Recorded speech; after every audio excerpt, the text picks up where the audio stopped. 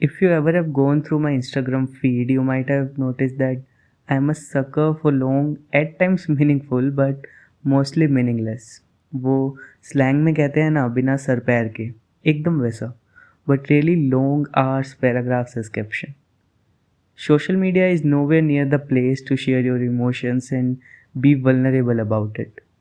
But somehow, weirdly, this Instagram has always been like a comfortable personal diary to me that maybe everyone will see, but only I am allowed to read in between the pages.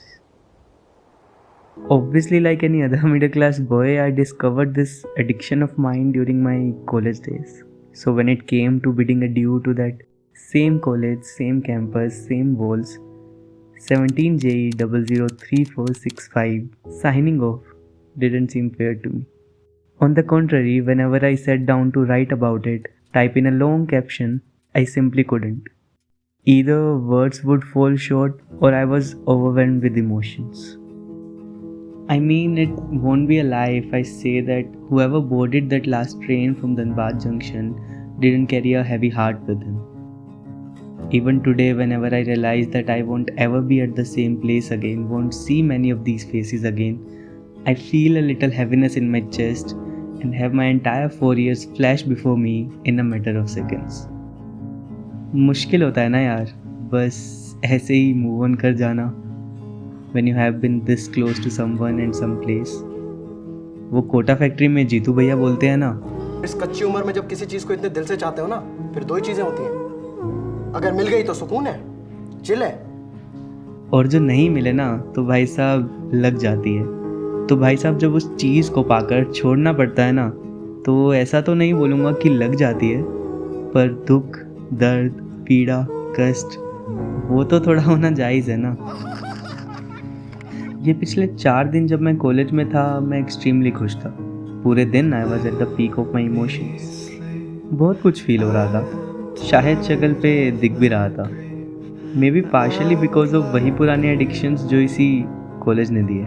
एकदम ऐसे शांत, stable और sorted life से वापस वो chaos वाली जगह में जाना अच्छा लगा, जिसे पिछले साल से लग रहा था कि वो क्यों ही है.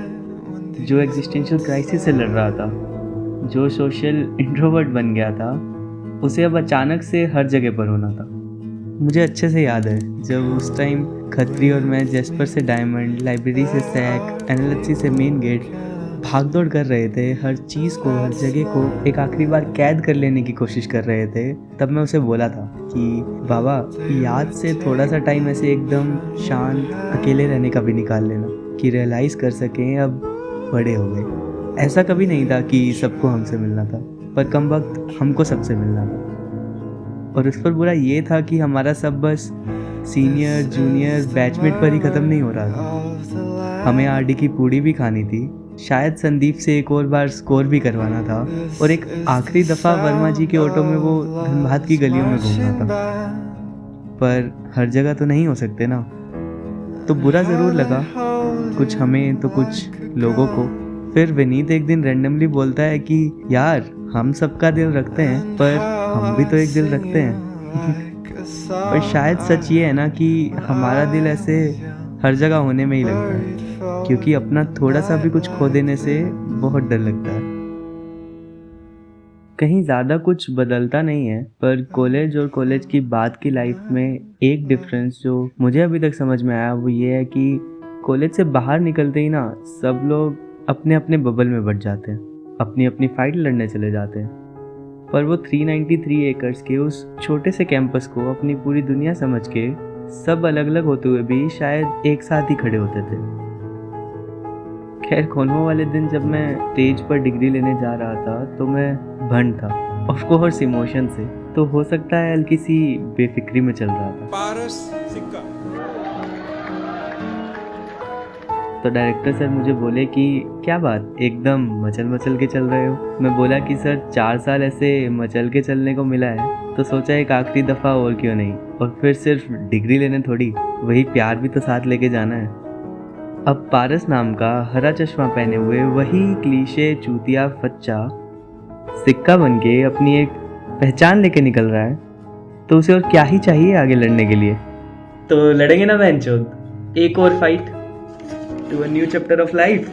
17J003465 Paras Sikka signing of.